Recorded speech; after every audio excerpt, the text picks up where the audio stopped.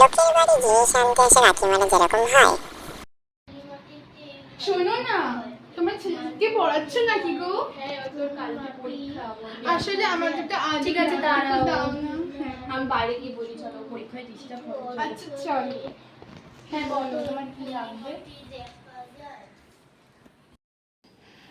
তো যেটা বলছিলাম, আমাকে তো একটু আলু দাও না গো। আলু? হ্যাঁ, আমার না বাড়িতে শেষ হয়ে গেছে। এই নাও আলু একটা, যাও। একটা আলু? তুমি তো একটাই দিতে বললে, আমি একটাই দিলাম। একটা আলু দিয়ে কি করে হবে? আমি তো দুবেলার তরকারি করবো, আর একটা আলু দাও।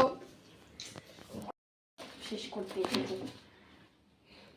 যাও নিয়ে যাও।